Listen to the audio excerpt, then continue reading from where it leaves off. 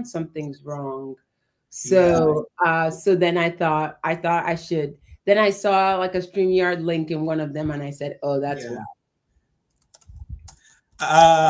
Let me just tell them we are live. Okay. With the boss in the building. So okay. So when I look, I'm trying to figure out. I feel like I can't figure out the angle of my camera, but I think it seems like no, this camera's off today, but I'm just gonna keep messing with it till I get it right. Okay. But it's all good. All good. All good. Yeah.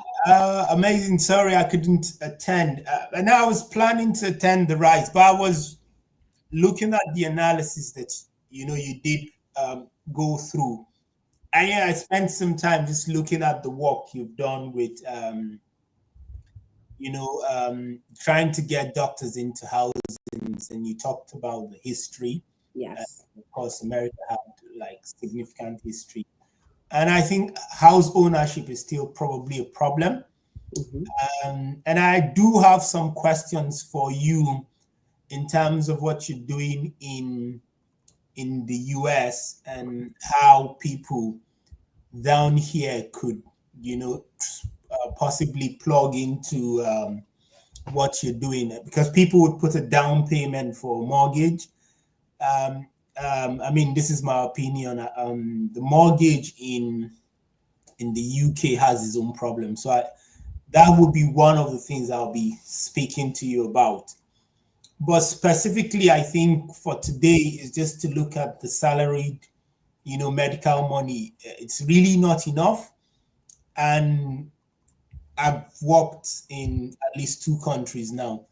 And there's always a fight between doctors or nurses or whoever wanting to get more pay than what the system can offer. Not so much in America, though.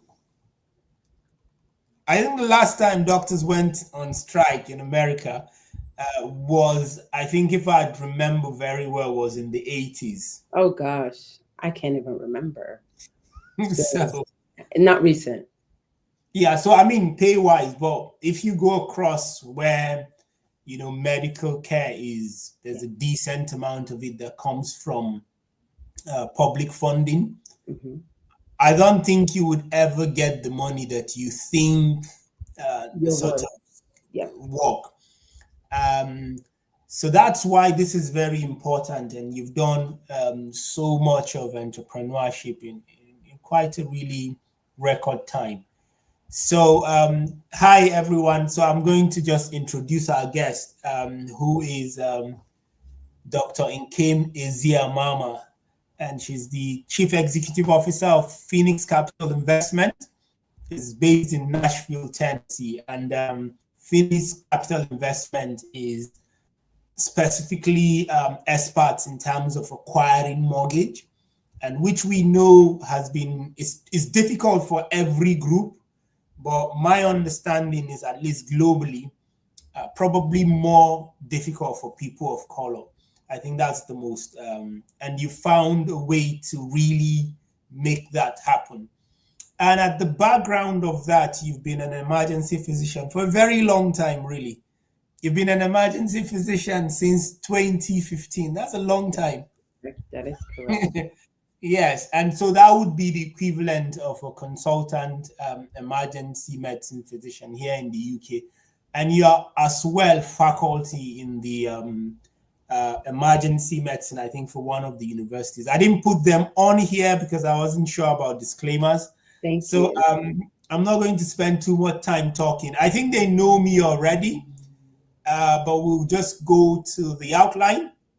And in terms of, we'll talk about our speaker, we'll talk about the financial reality of modern medicine and why salaries will probably not do it any longer for those that are worrying about financial freedom. And I think that's going to be something that's going to be a problem for everyone, because the mortgages are not going to become cheaper. The bills are probably not going to become cheaper. And then why medical entrepreneurship is really very important, and moving from employee to value creator, and practical steps to begin. And we'll talk about Pheenyx Capital in Nashville, Tennessee. So I would allow you to talk about yourself. It's best to hear from the very own meat legend, extraordinary doctor and business person and academic. Welcome to the show. Thank you so much for having me, Dr. Aja. So I'm excited to be here. And I just want to say the amount of work and effort that you've put into this is very, very commendable. And I'm really honored that to be here and to kind of educate your guests and to just let them know a little bit about my journey. So my name is Nkem Ezeamama, and I am I'm an emergency medicine physician. 10 years now in the making, but obviously, it's been longer than that when you add med school and undergrad and all of the things. But I love what I do. But that love somewhat started to change. And I remember very well, right? You might be wondering, like, you are comfortable, you are an ER physician or EM physician. Why did you seek entrepreneurship? And practice of medicine has changed over the years. I think if our predecessors were listening to this or seeing us, they would be surprised to see where medicine has gone to today, right? And with the likes of private equity groups buying up practices and hospitals, we went from truly the practice of medicine to maybe a little bit more on the business side of medicine, because that's where we are today. But that affected patient care. And it also affected us as physicians, right?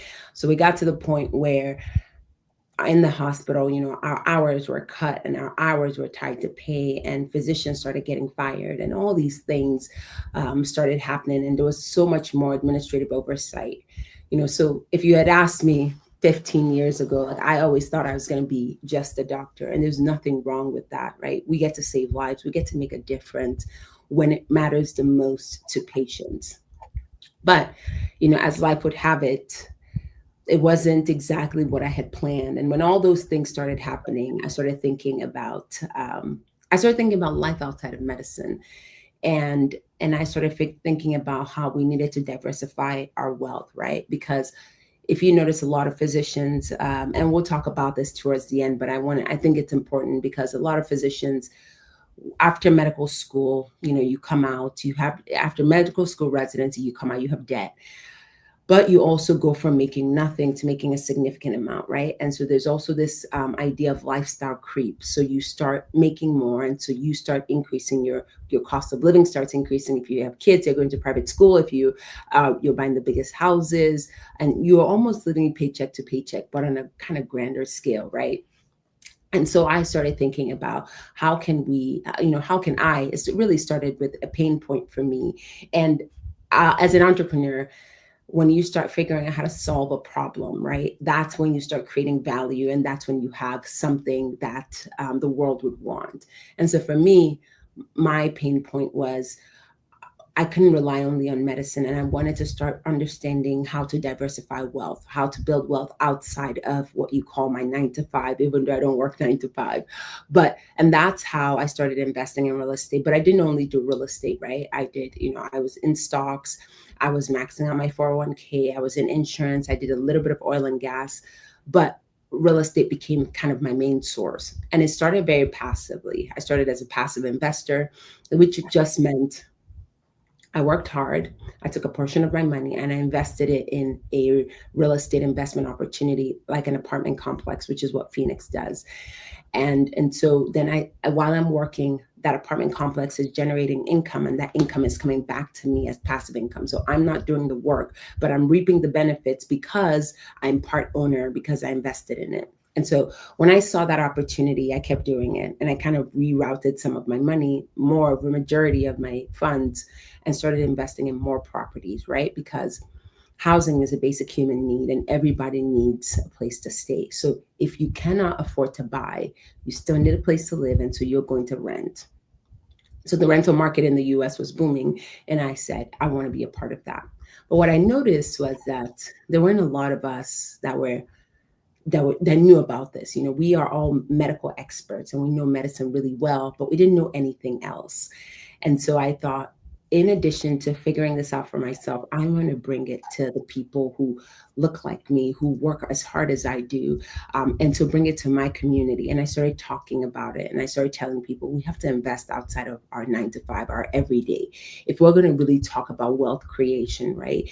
The wealthy of the wealthiest are business owners, they're investors. Some of them inherited their wealth, but a lot of them are not W-2 workers. And so I started saying, why don't we do all these other things? And that was when I realized that there was value that I was bringing to my community. And that's how Pheenyx was born. It was born out of a need, to really help others grow wealth outside of their 9 to 5. And those others really were healthcare professionals, were people in my community where they could do what they love and still build wealth. So that's a little bit about me, and how I got here today. Amazing.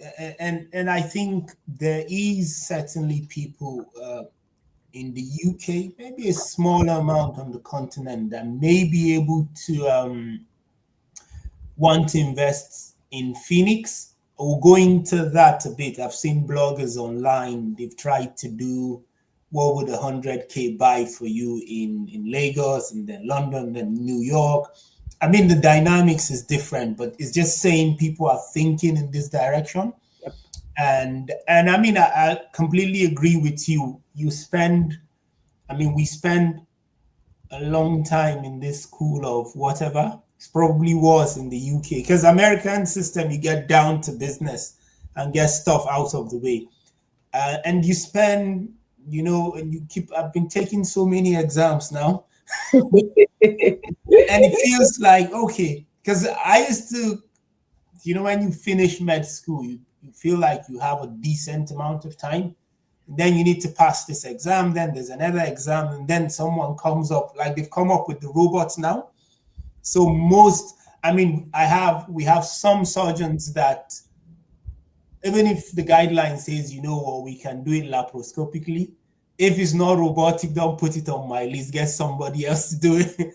So you have this robot, and you have some protectionism. Mm-hmm. So I don't know how it is in the US, but in the UK, at least in general surgery, you need a proctor to say, fine, we think you've done enough right hemi robotically. Okay. Now we agree that you can do left. So which is really, you keep schooling, like you keep, things. So amazing work. So let's get a bit, I think I've looked, again, you've done some work that people would find, useful.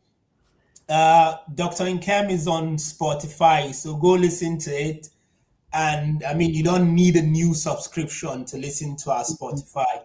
And Spotify will do the rest for her.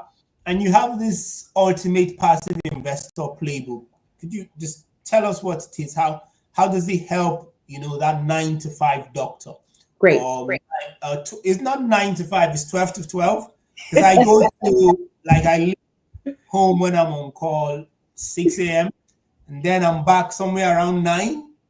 And I always do this 1 hour that the system doesn't want to pay me for. And I don't want to ask them, because I don't want to piss the entire hospital by not being, there to save lives. So, I mean, the system says I can ask, but I don't want to be the first person.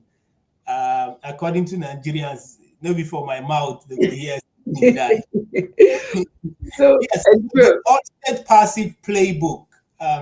What is it? So when you start as a passive investor, right? When you start evaluating deals, or even as a high net worth investor or a high net worth income person, right? When you start thinking about investing, there's so much that's thrown at you.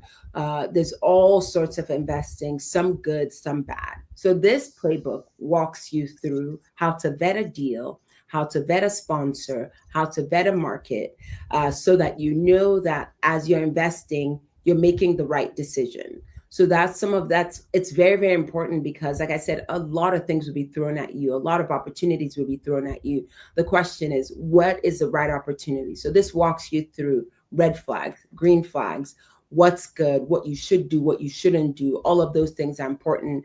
And this walks, and even how to partner with the right person, so the right owner, the right sponsor, how to vet them, what their track record is, who have they invested with, what have they done, any opportunities failed. So this is like an A to Z of how to invest in the right opportunity. Oh, amazing. And how do the viewers get this book? Do they need to buy That's it? a great question. Nope. It's free. It's just like a labor of love, something that I think that you need to know, because it's very easy to make mistakes. And for someone who, I understand how hard we work. Like you said, 12 to 12. On some days for me, it's 5 p.m. to 2 a.m. Random, but they are hard hours, they're long hours. And so this, I want you to make sure that you're making the right decisions as you're trying to invest. So if you are on any social media platform, if you go to our website, you have access to it, and all you have to do is just download it. Let me just do that for the viewers here, because I know attention span can be small. Very true. That is true. So I'm just going to share that. Please carry on. Yes. So do you know it? If not, I'll tell it to you. Okay. I think I've been on your. Okay, great. You have. I saw some pictures. That is true. You have. So yeah, so that's how to find it. Or easily, if you are on LinkedIn, in my bio, you can just, like, I think it's one of the links in my bio. Okay, so I'll just put your bio. Put the link in bio, and you should have access to it. And that way you can go click on it, download it. It's not long, but it's solid information in it. Because I'll tell you something interesting. Yeah, we have some very, very senior physician that's been doing this business for a long time here in the UK. So it's not like these are doctors that are maybe born in Nigeria, IMG, nothing like that. Okay. And they come out of retirement in 70s, and they need to do how ER surgery is. You need to, the trust, which is like the employer here in the UK, they wouldn't give you a contract if you can't do on calls. Like if the registrar or the resident, calls you, you need to be able to still do some certain, amount of operations electively or endoscopy. But because there's no passive income, and there's how your life usually would have, you either lent directly or indirectly, or how, in every society there's a bit of adjustment. We'll talk about black tax, which I don't think is just only black people that experience that, but that also adds to it. So you have people coming back and working for the entirety of their life. And I've seen this in the UK and it's not just any race group. I've seen it in all race groups among doctors. However, you would hardly see someone that was top in the banks, insurance company, that have to keep working for a paycheck beyond their 60s, except they are CEOs or something. So they just play it a bit differently. And I think that's why your book is just so amazing. So I put in the link to Dr. Nkem's LinkedIn, and I'm just going to put for the book. I think you have it on, I think it's Knowledge Center, I believe. Yes. Yes, so I've put in the link to the Knowledge Center for Pheenyx Capital. Amazing playbook. I would read every single page of it. So if you, I think probably not to derail this, I would come back to that, but I wanted you to illustrate someone that is a doctor that earns X amount of money, in any part of the world. Mm-hmm. How would they use your playbook if they wanted to invest in a particular scenario that is passive. So maybe stock market, maybe any other thing. We'll come to this question. Just keep it with you for a minute. Okay, I'll keep it. Yeah. So financial realities, this is UK data, just because I don't think I'd not experienced US data. And there's this big fight between the BMA, which is the British Medical Association, that's AMA for the US, I believe. Yeah. And if you look at what's happened is the pay in 2008, doctors have not been able to, when you correct for inflation, and so if you take 2000 and so 17 years on, wow, what happened is, relative to the changes that's happened in society, doctors have not been able to recover. Now you would see where there's this dip. The dip has been, and the rise has come at a heavy cost. You probably wouldn't see this in the US, but that's the situation in Nigeria. So it's come at a heavy cost because there had to be strikes.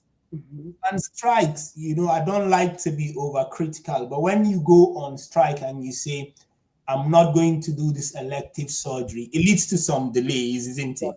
Yep. And there will be some progression of the disease, however you look at it. Mm-hmm. So it's come at a fair cost, but the doctors had to do it. In the UK, there's a stalemate again between what the government wants to do. The government said, listen, guys, we're going to give you guys 4% plus £75. So maybe around $900. Okay. Because that's what our experts think you deserve. Oh. The doctors have said, no, that's not a deal. We're going to ballot. So in the UK, you go through a ballot, and by UK law, I think you need 55%. Okay. And then you start the strikes all over again. But in essence, I believe this is really, there's this in the US in one shape or form. I agree. Yes, probably not as pronounced, because maybe the US is more insurance money. Yep. But again, even to get the money, it comes at the cost of your own time. Yep. And so this is the reality. Doctors, I don't think, are not the people that took care of the king back in the 90s, where therefore the king took care of you and everything you needed. So this has changed. Of course, working very hard comes with burnout. Yeah. Because you have this financial expectation or expectation of your society. And you were born in the States, but like myself now, everybody that is watching this, I don't have the whole money in London. So please, because everybody keeps sending me, requests, their wedding, naming ceremony, area, child's graduation, child naming. I don't have all the money in London. Okay. So that's also, of course, means there's an expectation of what people think they need. Yeah. And then what is realistically what an employer can offer. Now, even when you make the argument, but Meta is doing X, Y, Z, Meta, Tesla, and the rest have one CEO that they pay this. Every other person is really, getting what they can get in the pyramid. Yep. And the government's argument is, look, we give you a job that you can keep for as long as you like. Yeah. And so you need to deal with the rest. So that's dissatisfaction and, of course, burnout. Then there's the issue of debt, delayed life milestones, limited flexibility. So debt is significant even, and I think I have a chart where, so you can look at some of the erosions, and all of this is from the UK BMA data, and it shows that it's only it's not gotten back to 2008. And I saw something from Tony Robinson. And Tony Robbins. Yeah. So he did an analysis. I think they started the iPhone in 2001. So if you bought all the model of iPhone from that time to now, it would have been, I think, a little around 60,000 USD.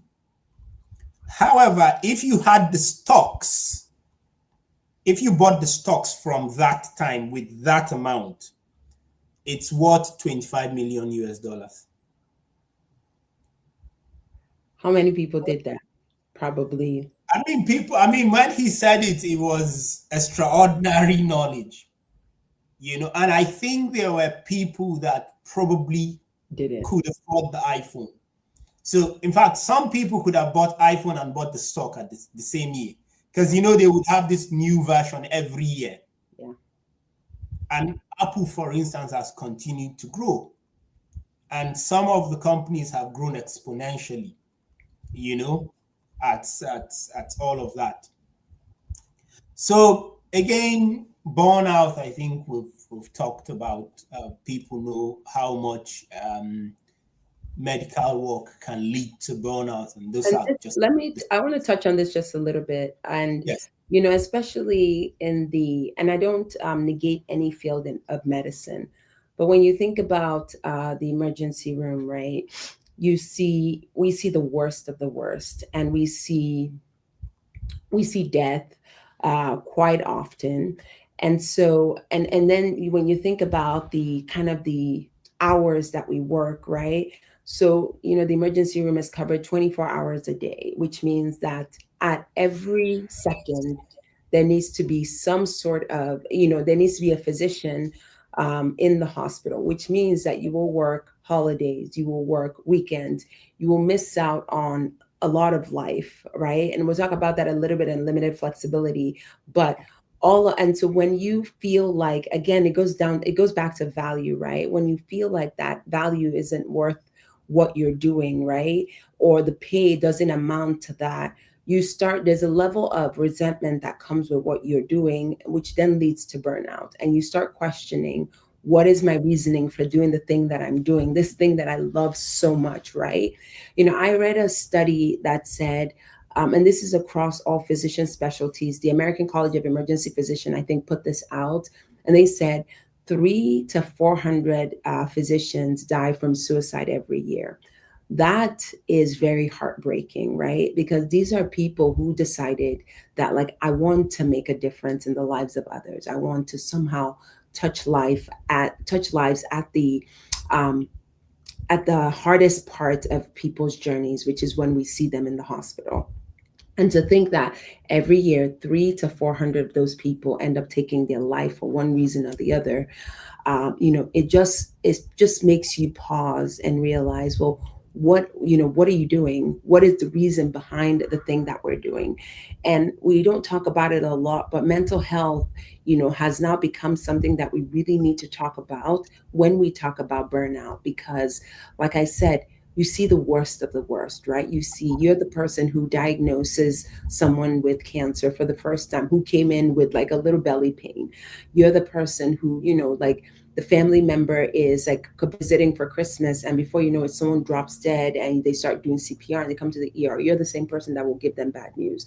And so when you start thinking about rates of suicide, life expectancy, you can understand how burnout plays a role, right? And so this is something that we shouldn't take lightly.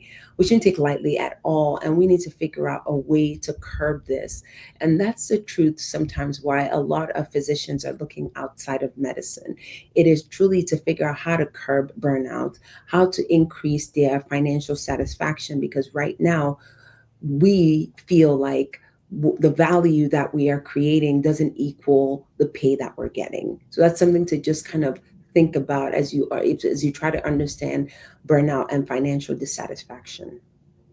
Yeah, it's really because we work with the ER very closely. So of course, if someone gets stabbed, it's London, stabbed in the neck, stabbed in the belly, You deal with the blood, you deal with the esterix. Like you can't tell if they have something in their bloodstream that's infectious.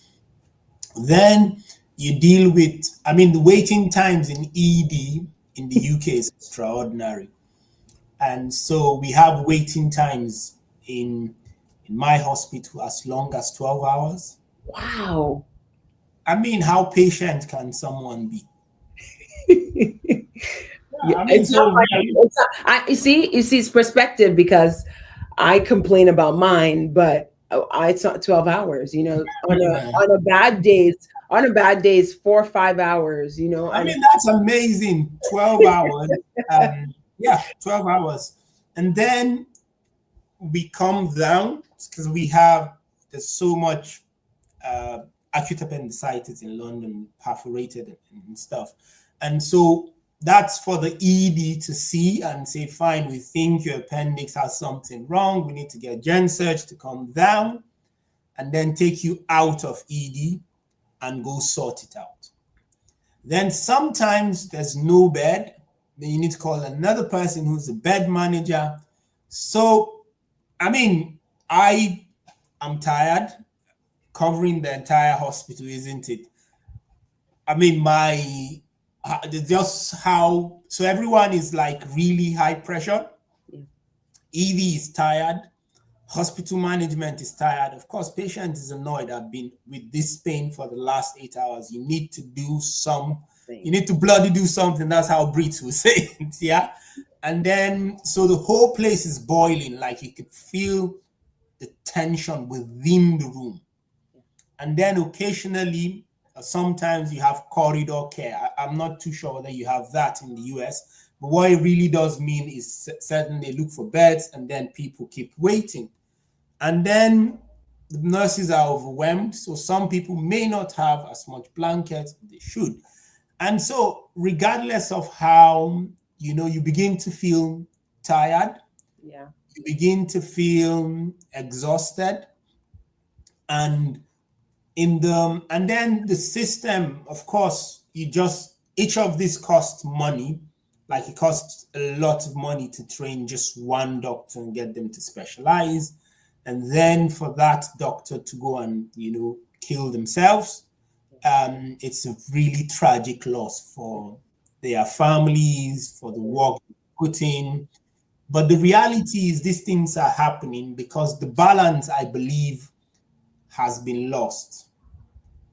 And I don't think there's any sign that it would go back, because there are just many more of us now. Yeah. Because you could even if you go to the continent, for instance, we had a time where you could count the number of neurosurgeons. Now you can't.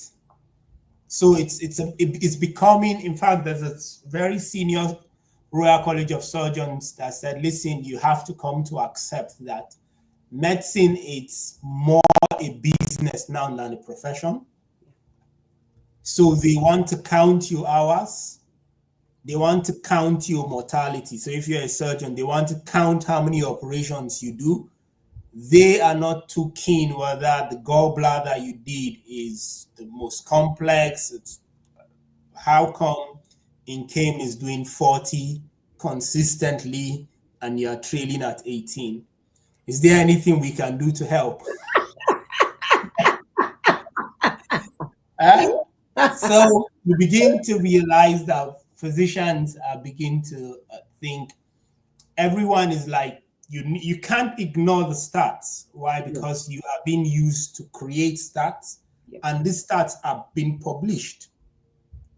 So what that leads to is, at least in surgeons, and I probably think ER as well, people are beginning to treat difficult and complex patients. It's becoming something that physicians struggle with. Why? Because people are not as bold as they should, because that, again, the system looks at it in a different light.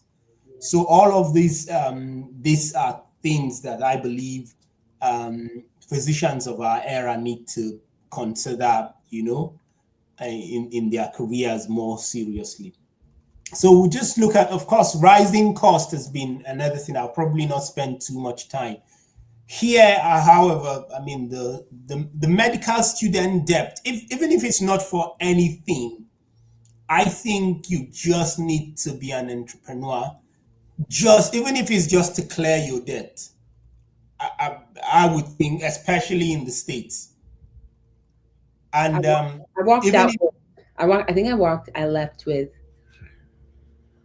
I want to say 275. And I think that was on the lower end. I think my roommate probably left with closer to 400.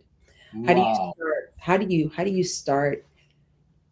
How do you even start when you're that far behind, right? yeah, Like where do you even begin to think about how am I going to make money? How am I going to grow when you are in so much debt just at the starting line, right? It puts you years behind your peers. And then, if you subspecialize and, like I did emergency medicine and my training was 3 years. So I was able to start paying it off. But like one of my close friends who did general surgery and then who subspecialized in colorectal surgery, who then spent an additional like almost 7 years in training or more plus research, where how do you even, like, when you get out, what does payment of debt look like? So it's something. And I looked at this slide and I thought, wow, 45,000, that is like, like I mean, yeah, I mean, compared to the US, but it's just something, another layer to factor in. What you're doing even adds to the dissatisfaction. It keeps piling on each other, and you're supposed to come out and still take care of patients and figure out how to start your life and figure out how to build, and figure out and how to do all the things that you want to do. And I want us to kind of touch a little bit on like all the freedoms that you now want to have and you might not have the opportunity to have because of just the financial reality of what modern medicine looks like. yeah, I totally agree with you. And these are the things that I believe make people frustrated Yep. because it just seems I'm working so hard. But where is the money? You know, that's and there's this myth that used to be there before that if you're an IND, somehow you escape this debt. Not necessarily. You escaped a decent chunk, but what happens is you need to pay for license. I'm applied for Irish license, and I think it cost me around $2,000 or something like that. So by the time you do your licensing, you do USMLE, you do XYZ, you pay planes, it's creeping up. Yep. When you come into the country, maybe you need a little, you take a little loan for this and that and that and that and that. Eventually, it it almost equilibrizes with whatever you get, and you are in the debt. Even if you do nothing new, you'll be in that debt for a solid 10 years. So means you're almost blocked out from being able to invest in anything. So it's just really something doctors need to take serious. Okay, again, lots of data here from the Nulfeed Trust. So we've looked at just one of the stark reality is if you look at pay and cost of living in 2010, it's only those that work in the private sector that were able to be above cost of living. So, and I think one of the things that make doctors frustrated is if you look at just how much effort you need to put, it's similar to some of the most successful in the private sector. Yeah. And I say to someone that the reality, you need to start thinking of the brain as a tool. You can use it to do neurosurgery or ER or create a chip, or that's just really all it is. Now, while you can say, oh, I'm doing noble work, you are going to exist within an economy. And after a while, you begin to feel, if I've given this much to the system, you may start feeling frustrated because you're not getting that much. Every other profession you can see aside those in the private sector, it didn't. And I don't think this has changed. No. And I don't think this would change, because even if I was a politician, I wouldn't give you as much as private sector. Why? You can't just be able to, if you do public service like you do across most of Europe or you do in Nigeria, me and them will just be going to court. That's really how I'll do it. So sorry guys, but in reality is you quickly run out of money. Yeah. Quickly, and that's your political career gone. So in reality, the MPs would not, try and catch up with private sector. But what I think is most of our colleagues are not looking at these numbers. Why? Because sometimes you just have so much to learn from the thick books, the thick courses, the long hours, and you just exist in a bubble, and time really passes quickly. And if you add that for those that need to move from country to country, it's a different conversation entirely, because you have people, for instance, in Canada or in the US, they would start as physician assistant or physician something. And then, the years just go by and the immigration drama, and then time just really passes by. But these are just the reality. But what I realize in the UK, you don't need any qualification to start a company. Not one. You don't need any special type of visa to start a company. So if you compare, there is the opportunity there. So it's just the knowledge and to use it. So this is, again, I think was this same thing. You can see, again, issues of money. Now, if you do correct, now this is the Guardian newspaper. The Guardian, don't mind them. You don't start at £125,000 when you become a consultant. You start at 105. Okay.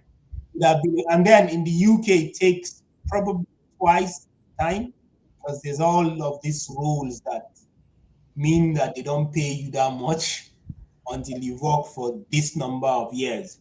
And of course, in relative terms, you pay more tax in the UK than the US. Yes, so that's all the reality. But you can see it's still, the issues of money. But one of the things you find, if you really take a good doctor from England or Germany or Korea and compare with the US at the same level, you would expect similar competencies. That is correct. Area. So the expectation and skill is the same across the board. Is across board. So again, that creates some resentment. Yep. And that's what's driving the pull and push. And so all of these, important factors. I think we've talked a lot about this money. Again, there's issues with autonomy. I don't know how it is in the US, but if you take a resident contract or a consultant contract, there are just rules about it. And from some trusts, they require you to not do any independent private work until after 3 years. Yep, that's correct.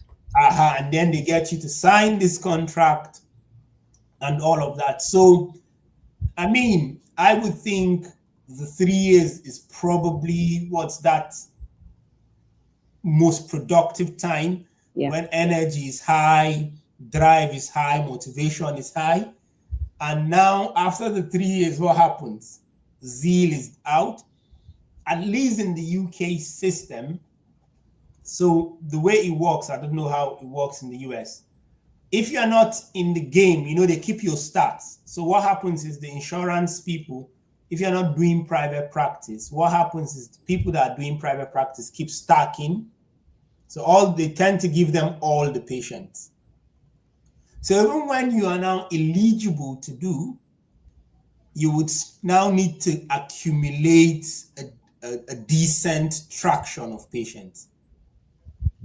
So which further complicates how you start. So you may just be out for 5 years, except maybe you discover how to do some new procedure, or you do something really amazing that brings you traction. But I know consultants that they can't just seem to get decent amount of private work, because the private work keeps going to the same people.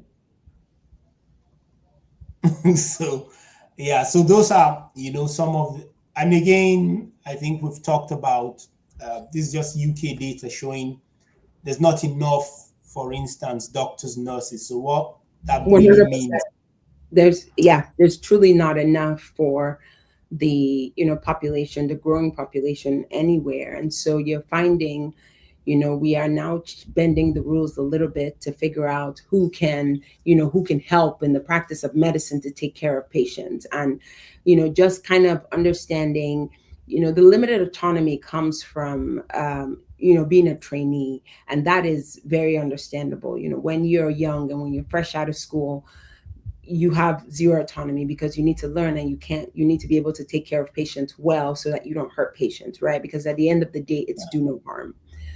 But you are giving up all your time. You're giving up every single ounce of your time, and it's focused on this. And that in the beginning is not a bad thing, right? Because this is, again, at the end of the day, patient care, patient lives are at stake. But as you progress in your journey, right, that the question is then, what is my time worth, right? I did all of this and all I do is medicine, whether it's 9 to 5, whether it's 12 to 12, whether it's 24 hours, right? But then you also think, well, I want a life, and I want to travel, and I want a family, and I want to build whatever it is that you want to build. And so you start thinking about all the other freedoms that you are not you're not, I don't want to say that you're not eligible for, but that you might not get, right? And then you start thinking, well, how can I buy back some of my time? This time that is so precious, because this is the only one life that we get to live. How can I buy back my time? How can I spend time with family if that's important to me? How can I grow a family if that's important to me? How can I see this world if all I'm doing is is medicine? So that's why some of that goes back to burnout, or some of those ideas come to you that you start thinking, if this is solely tied to income, how else can I grow my income so that some of these freedoms become accessible to me? That's how you start thinking. And that's maybe what brings some of the burnout, some of the resentment, some of the questioning. But when you go back to just anywhere around the world, right, the resources are very limited. The physician manpower, very limited. And so you're seeing doctors who are overworked, who are overburdened, who are burnt out. And the question is, like, is the pay enough? And most times the answer is no. thanks. That's You've elucidated that quite eloquently. I think so. That's going to mean that for people, you may really need to do more than what you're paid for. Sometimes realistically, I would stay an hour and a half, but you can't just keep asking, because realistically, it's the system sometimes is doing its best to in the context of everything that's happening. So here we'll talk a bit more back to Pheenyx Capital. And one of the things you've talked about is diversifying, income. And there's a huge word that goes around is investment portfolio. I do not think, maybe it's me, but I don't think a lot of doctors understand what an investment portfolio is. So if you do break it down for us, and then certainly, of course, your area of interest is real estate, that would be amazing. So it saddens my heart that you just said that a lot of doctors don't understand. And I think I may be wrong. and no, you're not wrong. And I think that's where the problem starts, right? Is that we are experts in our field. We are, you talk about medicine, you ask me any question in the emergency department, I'll most likely get it right, right? But if you ask me, or before, if you asked about, like, what am I doing with my finances, or what does an investment portfolio is, what does diversification mean, I may not have been able to answer it because we don't know anything but medicine. But as soon as we're done with training, we are thrust out into the world, we start making money, and we're supposed to figure it all out. And sometimes all we do is just hand our money to maybe a financial advisor, and we're like, do what you think is best. But that's not the best solution. That's not the best case scenario, right? Best case scenario is that you understand what's happening with your hard-earned money. This is the money that you're spending 12 hours, 24 hours working for, right? That you're missing out on family events, you're missing out on life for this reason. And maybe if you started a little bit later, right, your best years were focused on building your medical career. And so the question is, what does that look like? And I touched on it a little bit, and I want to emphasize. And actually, the Washington Journal just put out a post that said, most of the millionaires. Wall Street Journal just put out an article said most millionaires, right, make their money through business ownership and investing. And investing in stocks and real estate. And so that's why this is something that we need to know. We need to understand, what does it mean to truly diversify your wealth, diversify your portfolio? And entrepreneurship is a big part of that, right? And business ownership, whatever that looks like.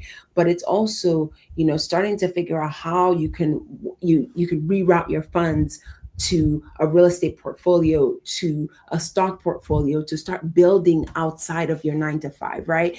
And with entrepreneurship, sometimes it looks like, what are your skills, right? As a physician, we have a ton of skills that are transferable into real work, right? Not that medicine is not real work, but like outside of the hospital, outside of our medical careers. And the question is now figuring out again, right, what are the pain points of the people that you serve? How can you create value? Because the second that you can solve someone's problem, right? The second that you can give them immense value, the exchange for money becomes a no-brainer. And it's like, okay, yes, you've solved that problem for me. Here you go. And so when we start figuring out, like, how do you diversify your portfolio, right? Think about real estate investing, and it's truly a way to build wealth outside of your 9 to 5. So you can do that. You can do it without abandoning your clinical activity. You can do it without leaving your 9 to 5. You actually have more joy and satisfaction because you realize that the entirety of who you are is not tied to your clinical practice. It's not tied to what you're doing morning to night. And maybe you even take care of your patients with a little bit more joy because you're like, okay, like passive income is coming in. I'm growing wealth for my family. I'm building for generations to come. And I'm doing all these things. So when you think about your portfolio, right, start thinking about, how can I put money in different buckets so that those buckets are all growing while I'm still growing in the hospital, while I'm doing what I love. The stocks are growing, real estate portfolio is growing, whatever else that you're doing is also growing. So that's how to think about entrepreneurship, diversification as you start venturing out. Amazing. So I'll just add a really interesting story. So when you have consultants, senior doctors in Nigeria, you find that the ones that have thrive in private work tend to be more friendly, more tolerant, they tend to be more, if you like, generous, and really teach more. This is just anecdotal. Maybe there's something to it.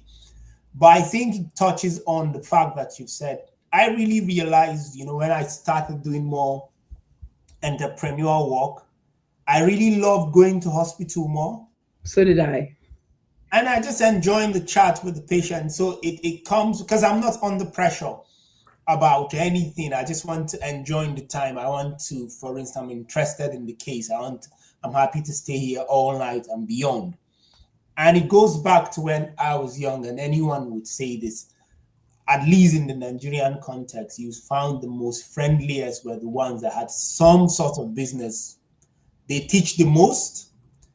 They are more tolerant. Oh, fine, he doesn't, because of course, Nigerian culture is very direct. I mean, the training of medicine is like with the baptism of fire. Of course, you can't do a lot of that the US maybe a little bit. In the UK, of course, there's just so much of that you can do. But I think this is really something that, what you said, real estate is extraordinary. And there's one of the things I did try to convince the union in Nigeria to do. And I said to them, look, we have this bunch of union. And then I think if they are listening to this, I'll just remind them for a second time. I told them this 5 years ago. I said, I don't see why we don't own some shares in private hospitals around Nigeria. I can't see why the NMA wouldn't, or ARD. And maybe I'm a bit too critical of them. And I don't see, because they are a very dues-based organization. And really, if it's maybe I'm being critical to them, but I mean, I'm entitled to, because I'm a member of both. So the problem is, if you look at the BMA or the BMJ, this is the investing example, because the union and the leader need to set an example for people to understand that it can be done. There's nothing that prevents BMA or NMA investing in banks, or most importantly, investing in the hospitals that is struggling. Why? There's some financial firepower, there's some human resources firepower, and then they can always collaborate with the nurses. So these are some of the examples of the portfolio you've been talking about. And interestingly, the GMC has an extensive portfolio. The GMC is the regulatory body in the US, in the UK. It has an extensive investment portfolio. The BMA has an extensive investment portfolio.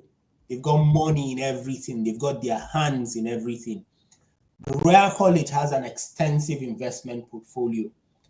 And so this is just, the point that we've been saying. And what I realized, it helps you build new skills. Now because I have my own business now, I take HR more seriously. I take just soft skills more seriously. 100%. More seriously. And I look at many more things. Like I'm interested in what's the price of fish now, because I have a couple of fish farms in Nigeria. I have a little bit of clothes business, so I'm interested in how things move from country to country, and I'm gaining new skills. I'm also a bit interested in fish disease now. Why? Because I have one, so it's new skills, isn't it? And it's just really amazing. So I'll just say you've had some properties which you guys manage already at Pheenyx. One of them is Parkview and McKinley. So we have partnered and acquired, and we're about to acquire our fifth property, and that is and so that's totaling 95 million in assets under management, and that's the cost of all the properties that we've partnered with and invested with our investors. And so we are seeing success in our investors who are getting passive income on a monthly basis, on a quarterly basis, as a way to diversify their portfolio, as a way to grow wealth. So they are now enjoying the benefits of investing in these properties. And as we continue to grow, we bring in more investors, and it's really it's a great story, like on the days that we give out distributions, because you're seeing the impact that you're making in the lives of your investors, and it's been really rewarding. So we are more than grateful that as we grow and as we scale, that this is a need, right? Especially in the healthcare professional space, this is a need, and to be able to fill that has been very rewarding for us. Amazing. So just to put it in context while we're still here, what's the minimum I need to, I know you're not accepting investors, except I watched your video wrongly, but I think it's closed now. So the Rise, we have a new investment opportunity that we just released last week. So it's like super brand new, and we're accepting investors into that one. But the minimum investment is 50,000 US dollars, and that gets you in. So at that, you would be making about 16.25% each year on your investment. So if you compare that to kind of what you're doing in the stocks, or even money in your bank account or your savings account, the reality is that, you know, you would make a lot more if you Yeah, invest. I think bank account will probably give you 3, 4. The best will give That's you 3. true. If you put it in like a high yield savings account, but if you put it in a regular savings account, you're making like 0.05, Yes. 0.75 if you at best. Yes. But so it just figures out the downside to this, I will say, is that this is illiquid. So you are putting the money in, and you are putting the money in for the lifetime of the deal, which is anywhere from 3 to 5 years. So as opposed to like in the stock market that you can, you know, today you can decide, okay, I just want to liquidate, I want to sell my stocks. This is a little bit more illiquid, but the upside is a lot more significant. So while we're still here, so the 16%, that you talked about, is this on a yearly basis? Yes, it is on a yearly basis. Yes, that is. So while, because we have UK audiences, I think £50,000 would be around 42,000, 50,000 USD. Would be around 42,000. That is correct. Yes. So 16% of 50,000 USD would be around how much? 6,000. That is correct. So that would look like, no, it'd be a little bit more. So if we use, let's use 100,000 for easy math. Yes. So if we use 100, that would look like on a yearly basis. Let me do. That would be 16. Yep, that would be 16. So that would be 8. Yep. So that is. Yep. So that's about 16. So you're making 8. You're correct. So that looks. So if we divide 8, because I know our UK people want to know how much they'll get per month. So if we divide 8 by 12, 8,000. So that looks like about almost $650 a month. That's really good, because the thing is, the UK is relatively cheaper to live in. So that's a solid £500. Yep. And let me tell you something interesting. That would be the deposit you probably would put for a mortgage that you keep paying into. It just depends. I mean, here. Okay. You might not, depending on what you're buying, that might not get you a mortgage or even close. Yeah. I think it'd be unlikely. So the reality is, what you are offering is probably better than whatever is out there. And now, what happens to my money at the end of the deal? Great. So at the end of the deal, you get your money back, because think about it, right? We use it to buy. We all put money together to buy a property. And so when we sell, you're going to get your return of your capital. So you get return of your capital, and then you'll get return on your capital. So you will get a significant amount at time of sale, because between the year we bought it and the year we sell it, right, there's been significant appreciation of the property. So you will benefit in that appreciation as well. So you're going to get, if you put in 50 or 100, you get that back. Plus, you know, over the years, you would have been getting your distributions. And then at time of sale, you will get that appreciation portion as well. So if you looked at, let's just say, if you put in a 50,000, you know, at the end of it, in, let's say, 3 to 5 years, let's lean towards 5 years just for easy math, right? You probably would walk away with closer to 85 and maybe 90,000. So that's what it looks like on your money at the end of the deal over the 5 years. I think what you're offering is probably better than almost anything I've seen out there. Because, I mean, if you buy a mortgage, you have all these rules around. You can't paint the house the color you want. You can't do Airbnb because the bank owns the house, isn't it? That is Especially for small mortgage owners. But looking at what you offer, they're almost doubling their money, really, and then getting the interest as well. Now, let's look at global investors. How does that work? good question. So we definitely take UK investors we take UK investors into the US as well as Nigerian investors. We have a system our lawyers created, a blocker system, where then you can invest through a company that will then invest in the property. So it's definitely possible. It's something that we can do if anybody's interested. Well, amazing. But I think what you're offering is probably, I'm not seeing as much deals. One, because the risk is very little, Yes, if there's any at all. so there is risk, right? And I don't want to oversell. I want to make sure that everybody understands that this is an investment opportunity, and with every investment comes risk, right? But you have to take calculated risks in order to make money, right? Yeah. The people who make the most money, like I said, business ownership, investments. So there is some risk, but you have to do your research. You have to do your due diligence to make sure that this is the right opportunity for you.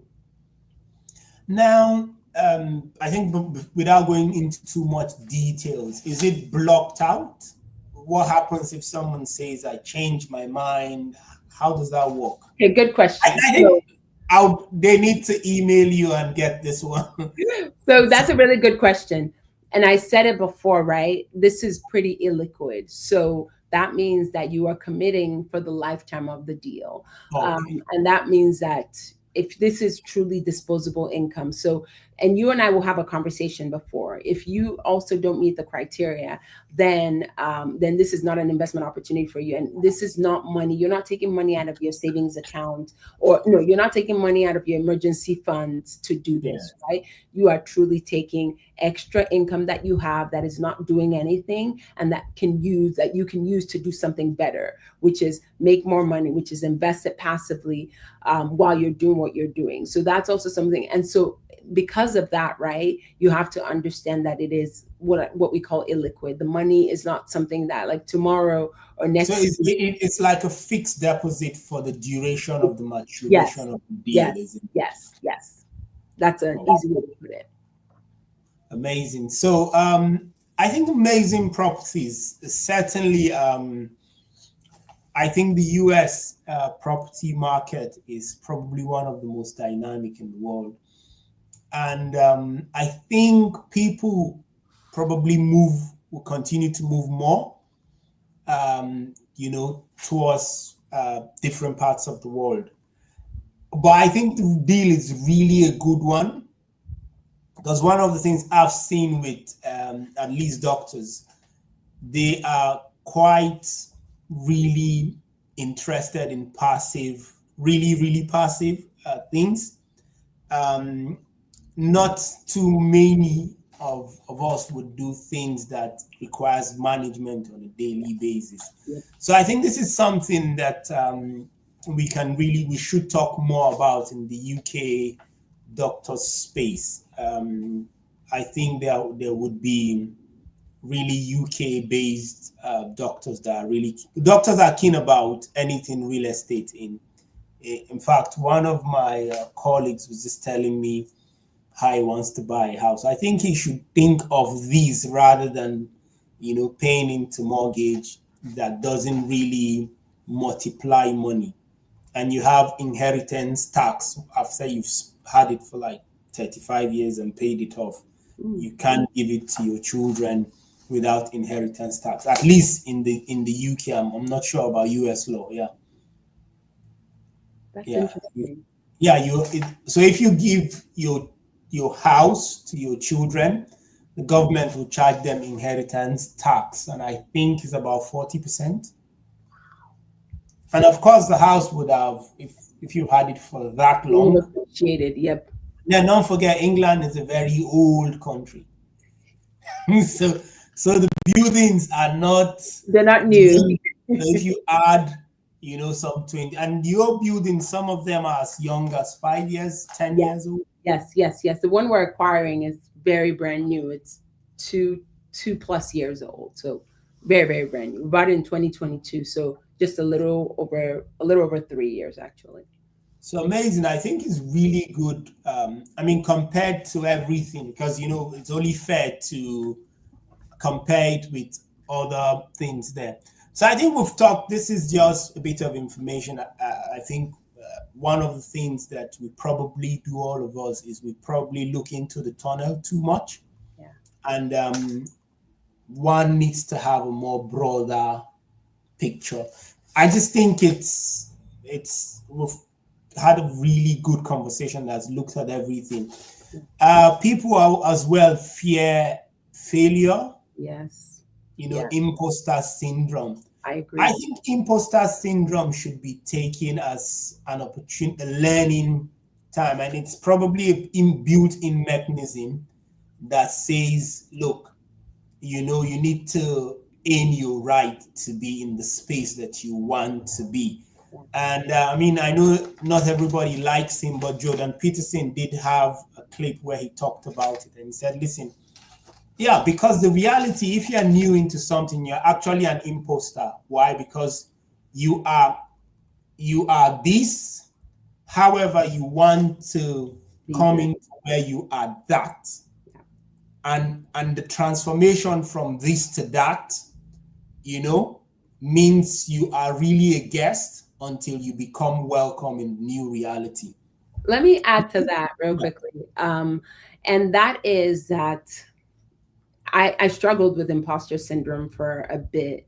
And for anybody who's thinking, yes, you want to invest, that's important. But for anybody who's thinking about building, right, about stepping out of what you know, there's a struggle, right? And so this is, I don't want us to kind of go past this real quickly, and maybe like we're running short on time, but I think this is so important as you think about stepping out into building something, into creating something, into learning something new, right?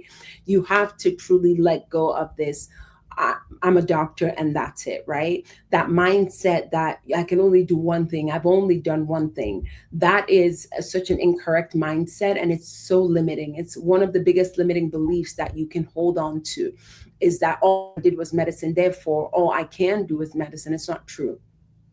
You can be a business owner, you can be an author, you can be a leader, you can be a speaker, you can do whatever it is that you want to do, right? And I heard this, and I can't remember who told me this, but an expert is just knowing more than one person in the room, right? And so when you think about it that way, right, then the it's such a short distance to go from imposter to expert, because you're just better than one person in that whole room.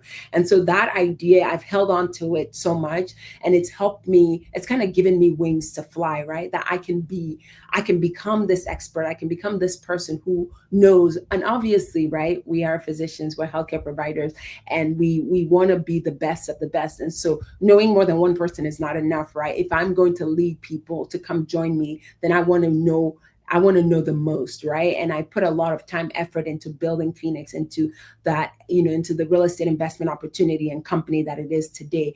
But I just want to empower someone who's thinking, right? In the beginning, you will have a fear of failure, the opinion of other people being a problem. What if I fail? What if I don't succeed? Should I just go back to medicine? And all of those are just there. They're such tiny blips in the big picture that you have, or in the big dream that you're going after. But if you don't fight those in the beginning, if you don't figure out how to you know how to fix those, right, you will succumb to whatever that is, and you won't give yourself the opportunity to grow and to do the things that you need to do. So how you push through, right? You push through by reading. You push through by surrounding yourself with the right types of people, the people who their dreams don't scare you and your dreams don't scare them, right? That you're like, okay, I'm gonna do this and this, and that's okay, right? Now, of course, as you build, you should be an expert in one before you move to the other. But if your dream is to like really change the world, is to really impact lives, you can do that, right? We are so fortunate as physicians, as doctors, that because we already have this amazing foundation that comes with a level of trust, and a level of um, just a solid foundation that really, when we step up to speak, when we put our hands and our minds and our heart into different things, right, people pause and they listen to us. And so all the work that we have done is not in vain.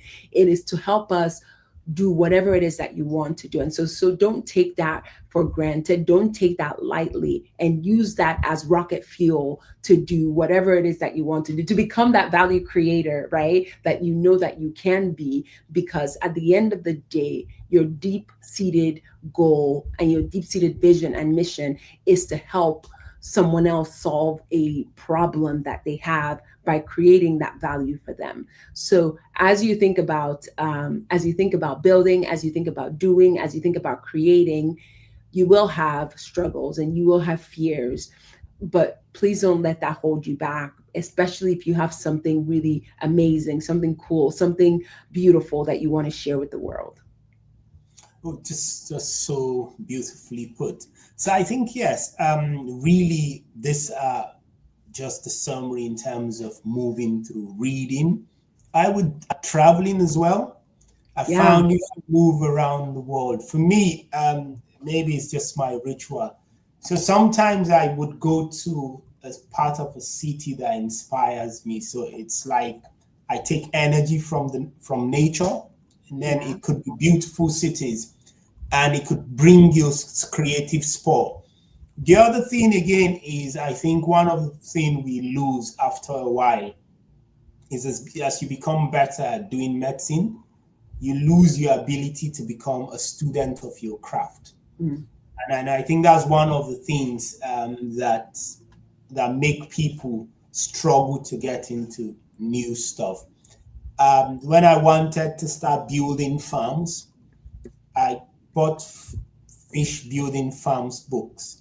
I got teachers that had nothing to do with medicine that had farms. I had a few people I could watch there. Just one doctor was doing what I was in a different country. And I tried to again understand the process. I would sit down, watch, read, make notes.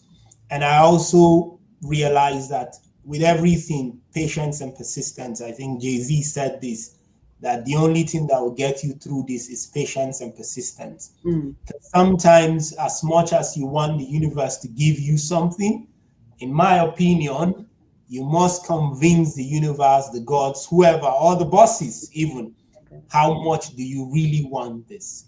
And so the tenacity is really needed, and as it keeps coming through, you would find. And if you read the scripture, sometimes there's a place in the Bible that it says you cannot confirm that something is gold until you pass it through fire.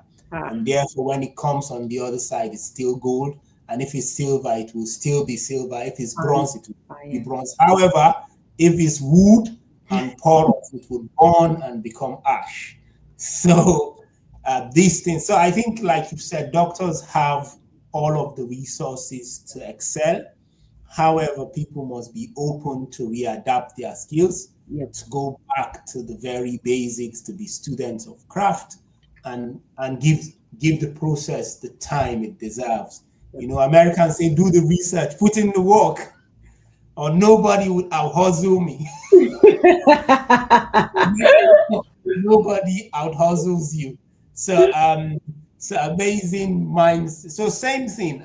The other thing we wanted to talk here is, as doctors, as physicians, you have a lot of technical skills. Yep. You again have some non-technical skills that already exist that you can take to the boardroom, you can take to the business.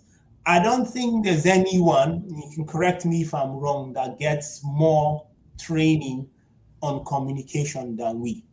At least person-to-person communication. Maybe not crowd, but one-to-one. So if you begin to think just how much you would think about you communicating with your patients, and you'd say, what I would do is in my business, I'm going to try and take the communication that I have with people seriously. You begin to see how important. If you think of teamwork, the way you work with other physicians, when you do a referral, the nurses, and you begin to say, I'm going to build my team. I'm going to spend some time learning the theory of teamwork. norming, forming, storming, so that when things look bizarre, at least I have some theoretical model that can keep me going. Leadership, you can see, you can take the little leaderships that you do. So a lot of this, and I'm not too sure there's any profession where you are taught as much professionalism as medicine. You know, being on time is good for your business, isn't it? Being courteous is good for your business. You know, having dressing smart is good for your business. It doesn't matter whether you sell chocolates or you sell chewing gum or you sell Coca-Cola or you sell real estate. You know, listening to people. These are all skills that physicians, situational awareness, when you come in, you try to understand where are they coming from, where are they going to, you can read the room, you can understand body language. So there's a lot that physicians, prioritization skills, who goes first? Again, ER, whether you're internal medicine physician, you're a surgeon, these are things that you already can reuse. Decision making informed based on facts. Why should I go with these? You see, we've looked at the numbers, stocks versus what you're offering. What's the risks involved? What's the amount of time that would stay? So that way you can more better invest your money and say, fine, I can lock out this amount for at least 5 years. Because I've seen a lot of doctors that bought mortgage in the UK and then they are moving to Canada. They are after like a year and a half. They're trying to sell and they lose some of the money.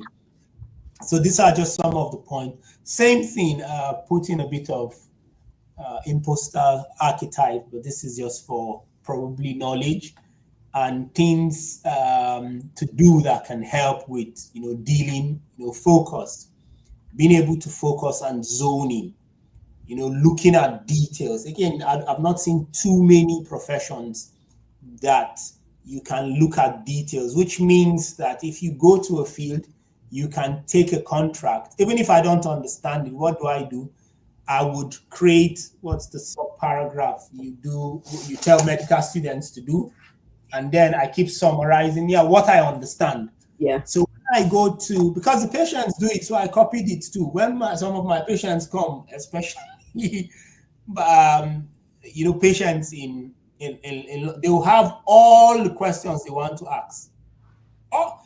So I mean, I'm amazed by, you know, just how serious they take it. I want to know, what's the chance of this failing? What sort of anesthesia? You know, they have a journal.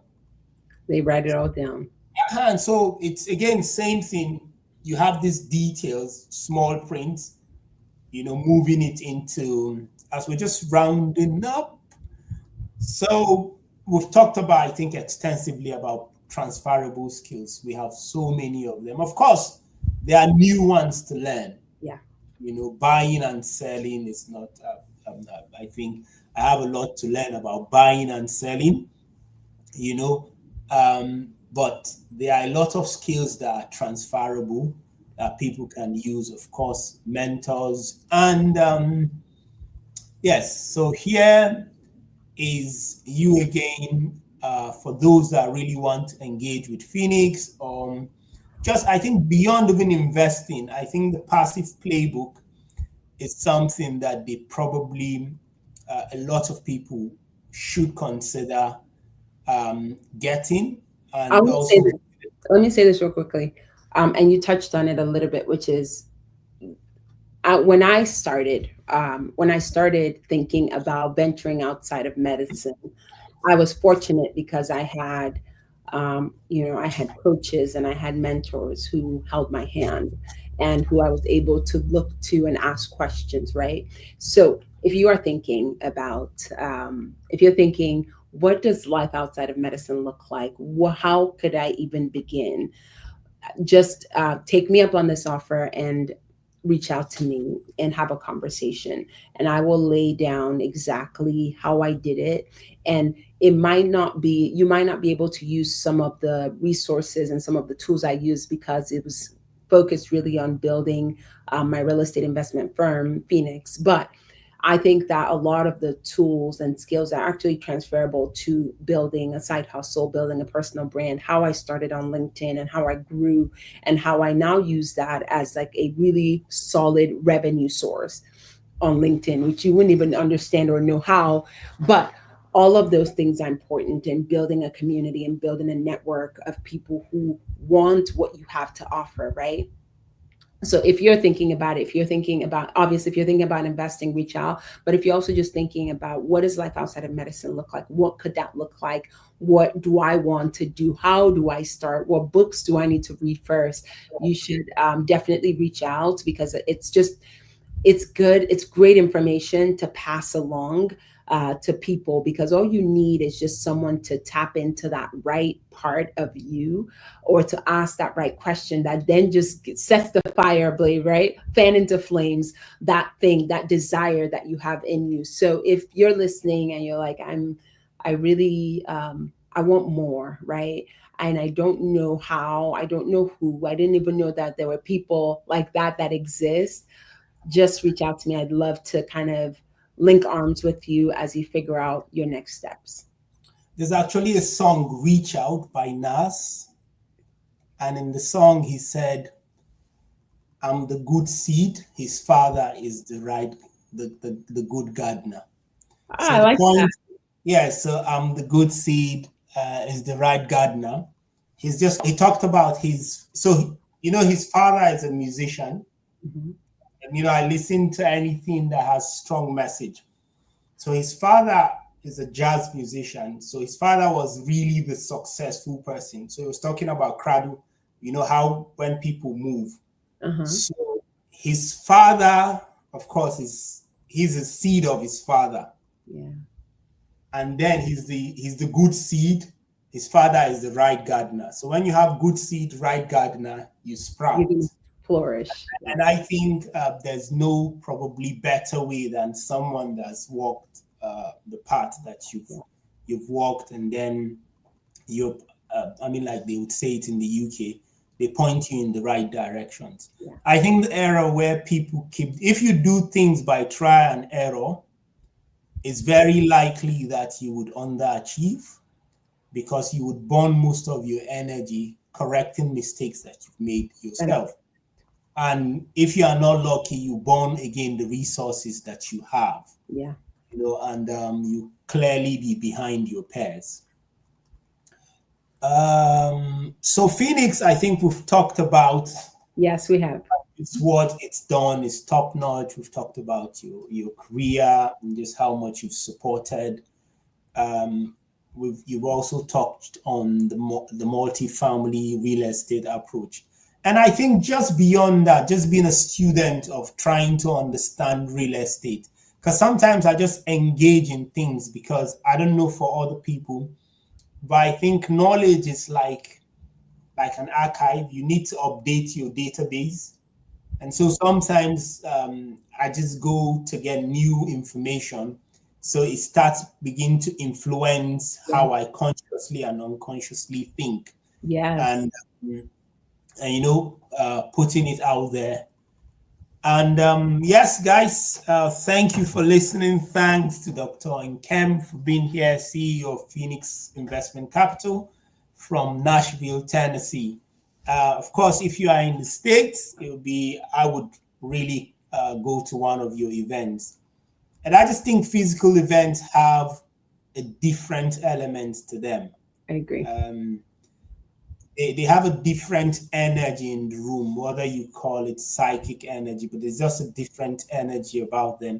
So now and then, I think go to a physical event, come out of your comfort zone, be open to learn, be the good seed so that you have the right gardener, and then sprout. Let's see if we have some questions. So we'll wait a little bit for questions. We've run slightly over, but I think it's been an amazing, really, really an amazing conversation. And thanks for coming. You're very welcome. I loved every second of it. Thank you. I think probably we would try to do maybe a more purposed investment approach to it.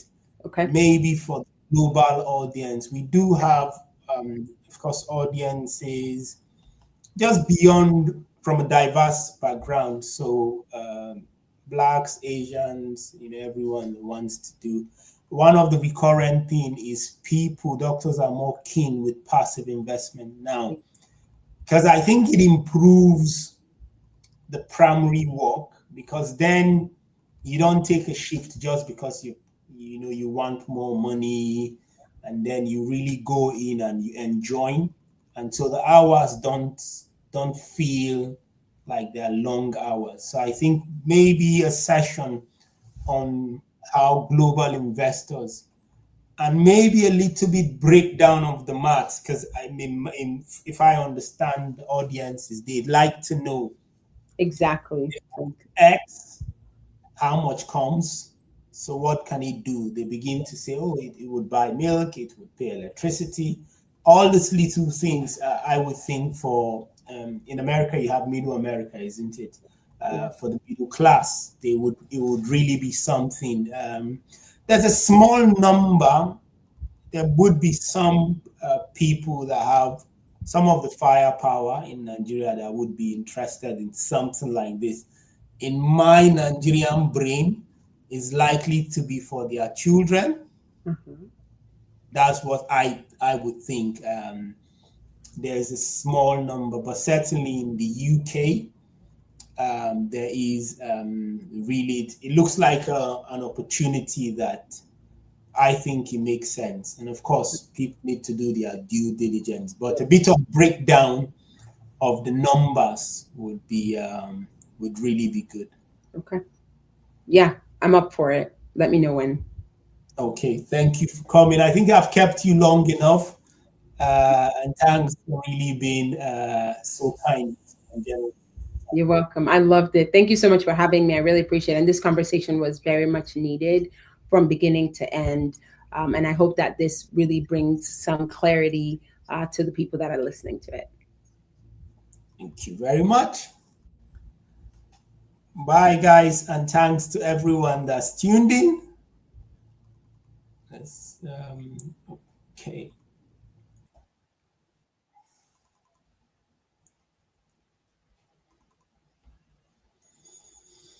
All right, thanks, guys, for joining us and engaging. We would like to thank Dr. Nkem for being here and joining us on this podcast. We'll see you again on the next one. I need to end the stream.